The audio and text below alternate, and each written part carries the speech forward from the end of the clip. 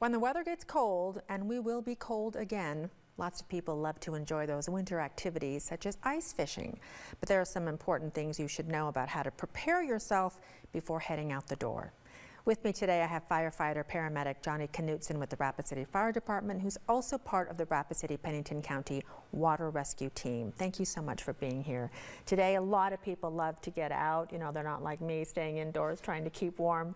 They want to get out on the ice, especially doing all kinds of activities. What are some tips people should know about to stay safe? Well, when going out on the ice, determining the depth of the ice is very important. We like to say no ice is safe ice. So always checking the condition of the ice, varies across the water. So just making sure you're paying attention while you're on the ice to any changing conditions in that. What are some good ways that people can figure out how deep that ice is? They can, if they go out into the ice a lot, they can get what's called an ice screw. And that kind of drills into the ice and it'll show you how thick that ice is. That's probably going to be the most accurate way. That way you can kind of see right where you're at, how thick that ice is. Because it can be really dangerous. Now, if somebody does fall through and ends up in the water, what should they do? If at all possible, try to get to like the ice shelf, the most kind of stable ice closest to you, and get your elbows up onto that. Try to get your upper body at least out of the water so you don't become submerged in the water. And from there, pulling your knees towards your chest, not trying to kick around. You want to try to conserve that body heat and not get your airway submerged into the water. And then from there, you know, just trying to call for help. You know, it's always best to use the buddy system. Make sure you have someone with you or someone knows where you're at. And really at that point, just conserving your body heat and energy. Now you've brought something here with you. Tell me what that is. So this is one of our ice rescue suits. These are kind of a one-size-fits-all at the fire department.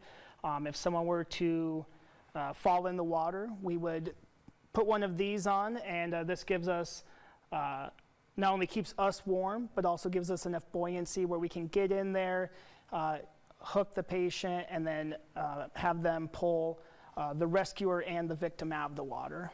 Seems like it's an all-in-one. Yep, out there. yeah. It's kind of, you just put it on, zip it up, they attach a rope to you, and you go for that. And so that way, the rope is on you. Once you get a hold of the patient, they can then pull you out from there.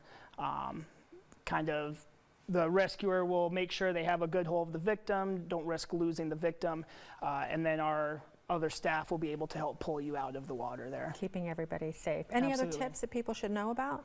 Yeah, so wearing a life jacket when you're out on the ice, just in case you were to fall through, give yourself a little bit more buoyancy.